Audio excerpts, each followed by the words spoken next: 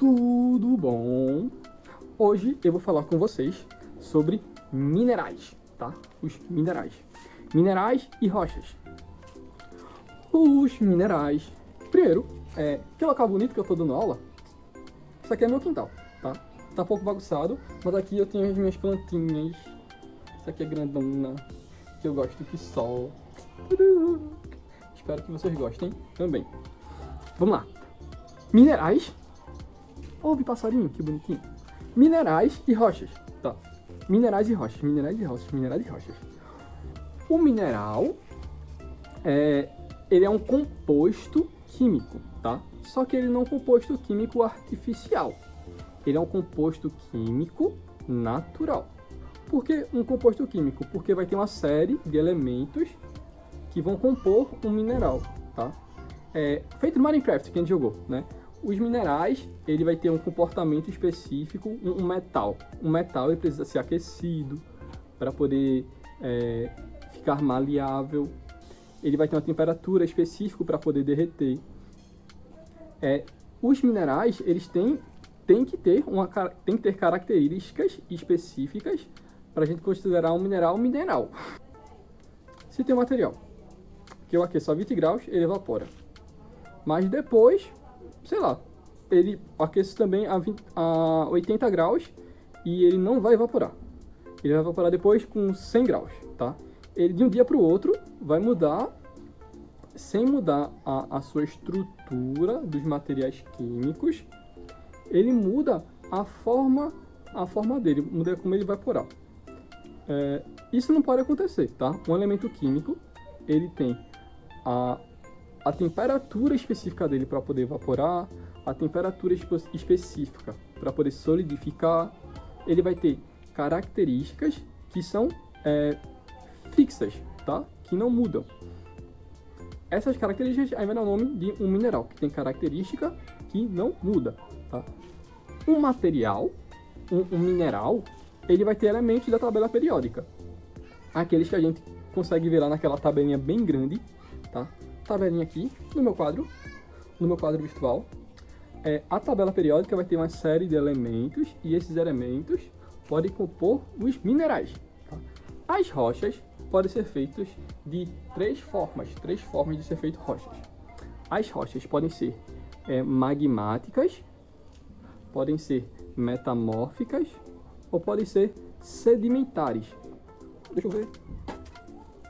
Eu tenho aqui algumas pedrinhas, tá? Feito de resto de obra. Uma rocha que ela é chamada de rocha magmática. É uma rocha que logo veio do magma. Como é que essa rocha veio do magma? A gente viu que o manto tem material, tem a rocha derretida. Quando o manto ele sofre uma fratura, ele quebra, esse manto vai passar para a atmosfera, né? Vai romper. Quando está passando por dentro do vulcão, se chama de magma. Quando esse magma ele sai para a parte da atmosfera, a gente chama de lava, tá? Manto tá lá embaixo da crosta, magma por dentro do vulcão, saiu, é lava. Tudo. Manto, magma, lava. Manto, magma, lava. Manto, magma, lava. Manto, magma, lava. Manto, magma, lava. Manto, magma, lava. Tá? Essa ordem. Manto, magma, lava. Aí, quando essa lava, né? Que é a rocha derretida. Se a rocha tá derretida, ela pode esfriar. Se a rocha esfria, ela vira uma rocha magmática, tá? Porque ela vem do magma que tava lá na terra e passou, tudinho, esfriou. É uma rocha magmática. Uma rocha, ela pode ser também no formato metamórfica, de metamorfose, tá? Como é que isso acontece? Uma rocha tá lá, tranquilona. Essa rocha, lembra das placas tectônicas? Essa rocha pode se chocar com outra rocha. E ela se choca com outra rocha e fica fazendo muito atrito, e muita pressão, e muita força de uma rocha com a outra. Essas duas rochas, elas podem acabar nesse ponto aqui de encontro, pode acabar formando uma rocha diferente, porque vai juntar essa daqui com essa daqui. Desse choque, que vai ser um choque forte de placa tectônica, esse calor que vai ser gerado por conta de alguma falha de magma, que vai ter aqui também, a pressão, esse calor que vai ter aqui, pode fazer com que essa rocha se junte com essa, tipo uma solda, sabe? Aí esse pedacinho, que vai ter tanto dessa quanto dessa rocha, vai chamar de rocha metamórfica, porque ela sofreu uma metamorfose por conta de calor e temperatura e uma série de fatores, tá? E o último tipo de rocha,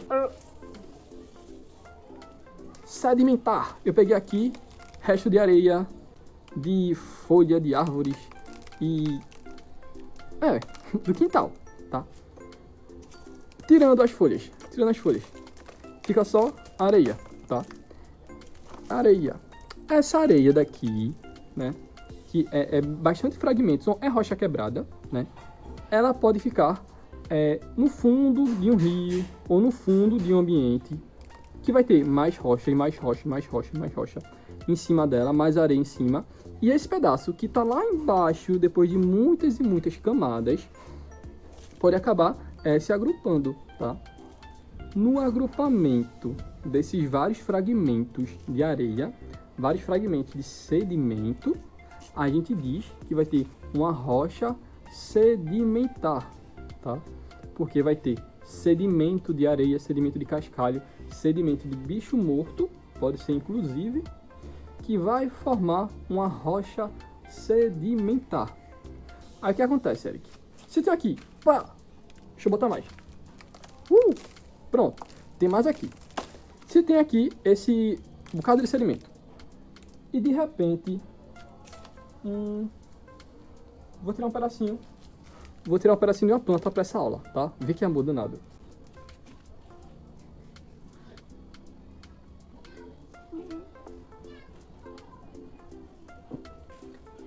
Se, por exemplo, um pedacinho de plantinha, ele caiu, ficou lá, tá? E se ele cair nesse tipo de ambiente e com o tempo for caindo mais por cima dela, ela foi enterrada, né? Se ela foi enterrada com muita pressão, muito tempo, pressão é peso, lembra, né? É mais bastante areia por cima. Se com o tempo, com muita pressão, muito peso, sai esse organismo, né? Porque a planta é um organismo, é um ser vivo. Se essa plantinha ficar aqui, olha aqui, bonitinha a plantinha, ela ficar aqui nesse ambiente, pode acabar formando uma rocha, que é uma rocha sedimentar, porque tem sedimento, tem restinho de pedra, restinho de areia, restinho de ser vivo. Se esse ser vivo, essa planta, ficar nesse ambiente, e esse ambiente formar uma rocha, tá? Com o ser vivo dentro, tá bom? Ele morreu, lógico, ele morreu e ia ficar dentro desse sedimento. Nesse ambiente aqui, que essa plantinha ficar, vai se formar um fóssil. Os fósseis são formados a partir de ambientes que tenha fragmentos, tá? Fragmentos de rocha, fragmentos de plantas, fragmentos de areia. E com o tempo, esse local que tem vários fragmentos, pode cair algum ser vivo. E se ficar mais pressão em cima, várias compactações em cima, esse ambiente vai virar uma rocha, né? Porque é uma rocha sedimentar. E se tiver um bicho dentro, esse bicho vai ser fossilizado. Em outras palavras, esse bicho, esse organismo, vai virar um fóssil, tá? Assim que se faz a formação dos fósseis.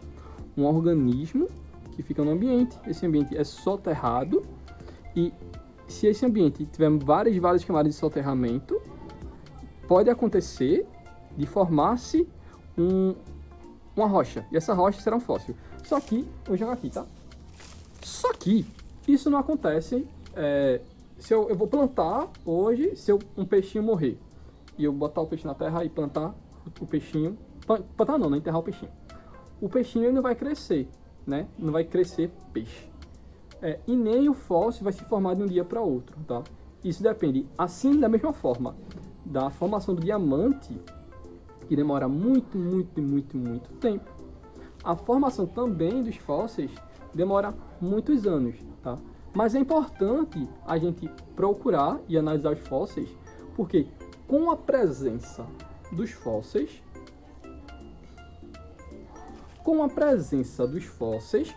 a gente consegue analisar como eram os seres vivos antigamente, tá? A gente tem câmera fotográfica, né? Tem celular há pouco tempo, tá? Então, como a gente pode saber como é que era a estrutura dos cavalos, dos cachorros antes? Como a gente vai saber, né? Antes de ter pinturas, antes da gente dominar essa pintura, né? Como é que vai saber como os seres vivos eram? Como é que vai saber que cavalo era? Como é que vai saber como o cachorro era? A gente vai analisar os fósseis desses organismos, tá? Ver como um bicho ele era há 5.000, 10.000 anos atrás e depois analisar como a gente tá vendo ele agora. Pronto. Assim, eu encerro a aula com vocês, tá? Eu espero vocês na nossa aula que nós vamos ter durante a videochamada, que é muito legal, tá bom? Até mais, grande abraço.